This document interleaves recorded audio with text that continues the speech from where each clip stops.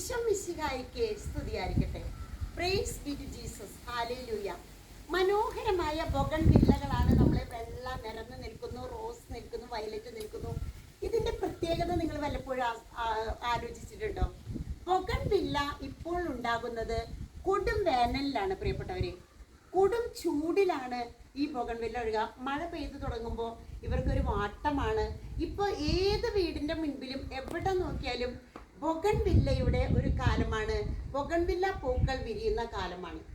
അപ്പൊ സഹനത്തിന്റെ കൊടും ചൂടിൽ അല്ലെങ്കിൽ സ്വർണത്തിന് നമ്മളെ ഒരുക്കി, പ്രഭാഷകൻ 3:5 പറയുന്നത് പോലെ ദൈവത്തിന് സ്വീകാര്യമായ മനുഷ്യരെ ഒരുക്കിയെടുക്കുന്നത് പോലെയാണ് കർത്താവിന് സ്വീകാര്യമാകുവാൻ സഹനത്തിന്റെ ചൂളയിൽ എങ്ങനെ ഒരുക്കിയെടുക്കുന്നുവോ അതുപോലെയാണ് പ്രിയപ്പെട്ടവരെ ഈ ബൊഗൺവില്ല കൊടും വേനലിൽ ഇങ്ങനെ വളർന്ന് പുഷ്പിച്ച് മകുടം ചൂടി നിൽക്കുക എന്ന് പറഞ്ഞാൽ എല്ലാ വീടുകളും നമ്മൾ യാത്ര ചെയ്യുമ്പോൾ എല്ലാ വീടുകളുടെ മുൻപിലും ബൊഗൺവില്ലയാണ് ഇപ്പോൾ കേന്ദ്രമായിട്ട് നിൽക്കുന്നത്, പുഷ്പങ്ങളിലെ പുഷ്പറാണിയായിട്ട് നിൽക്കുന്നത്.